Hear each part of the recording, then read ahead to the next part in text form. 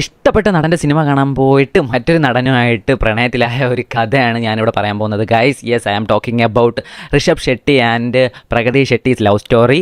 So let's explore. Rakshit ഷെട്ടിയുടെ ഒളിവട ഒരു കണ്ടത് എന്ന് പറയുന്ന സിനിമയുടെ റിലീസ് തിയേറ്ററിൽ നിന്ന് ഇറങ്ങിയ ശേഷം അവിടെ ഫോട്ടോഷൂട്ടൊക്കെ നടക്കുകയാണ്. അപ്പോൾ നടനായിട്ടുള്ള രാക്ഷിത് ഷെട്ടീനെ എല്ലാവരും ഫോട്ടോ എടുക്കാൻ വരുന്നു. അങ്ങനെ നമ്മുടെ അതിൽ അഭിനയിച്ച ഋഷഭ് ഷെട്ടി ഇങ്ങനെ പുള്ളിക്കാരനുണ്ട്. അപ്പോൾ പുള്ളിക്കാരൻ ഇങ്ങനെ മാറി മാറി നിൽക്കുന്ന സമയത്ത് ഒരു പെൺകുട്ടി അതിൻ്റെ ഇടയിൽ നിന്ന് കന്നഡ ഭാഷയിൽ പറയുന്നത് നമ്മുടെ നാട്ടിലെ ചെക്കന്മാരും നല്ല സിനിമ ചെയ്യുന്നുണ്ട്. പെട്ടെന്ന് തിരിഞ്ഞ് ഋഷഭ് ഷെട്ടി ഇത് ആരെന്ന് നോക്കുന്നു. They are looking each other. It is love at first sight. മറ്റുള്ളവരിൽ നിന്ന് മാറിയിട്ട് ഋഷഭ് ഷെട്ടിയായിട്ട് നമ്മുടെ പ്രഗത ഷെട്ടി ഫോട്ടോ എടുക്കുന്നു.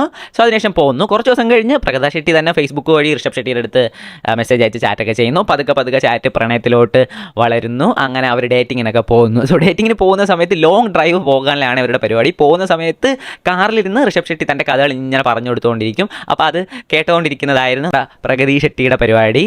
അതിനുശേഷം 10 മാസം കഴിഞ്ഞപ്പോൾ തന്നെ അവർ കല്യാണത്തിലോട്ട് കടന്നു. നേരെ പ്രഗതി ഷെട്ടിയുടെ വീട്ടിൽ പോയി ഋഷഭ് ഷെട്ടി സംസാരിക്കുന്നു. ആ സമയത്ത് ഈ പ്രഗതി ഷെട്ടിയുടെ വീട്ടിൽ നല്ല എതിർപ്പുണ്ടായിരുന്നു. കാര്യം ആ സമയത്ത് കരിയറിൽ ഋഷഭ് ഷെട്ടി സെറ്റ് ആയിട്ടില്ലായിരുന്നു. കാര്യം ചെറിയ പടങ്ങളൊക്കെ അഭിനയിച്ച് വരുന്നതേ ഉണ്ടായിരുന്നുള്ളൂ. പക്ഷേ പുള്ളിക്കാരൻ എങ്ങനെയൊക്കെയോ പറഞ്ഞ് കൺവിൻസ് ചെയ്തു. അവർ ആ കല്യാണം കഴിഞ്ഞു. ഇന്ന് ഋഷഭ് ഷെട്ടിയുടെ കരിയർ ഈസ് ലൈക്ക് ഇൻ്റർനാഷണൽ ലെവലിലാണ്, അറിയാലോ. ഇതാണ് അവരുടെ ലവ് സ്റ്റോറി. അപ്പോൾ നിങ്ങൾക്ക് ഇങ്ങനത്തെ ലവ് സ്റ്റോറീസ് ഒക്കെ അറിയാൻ താല്പര്യം ഉണ്ടെങ്കിൽ എന്തായാലും ഫോളോ ചെയ്യുക.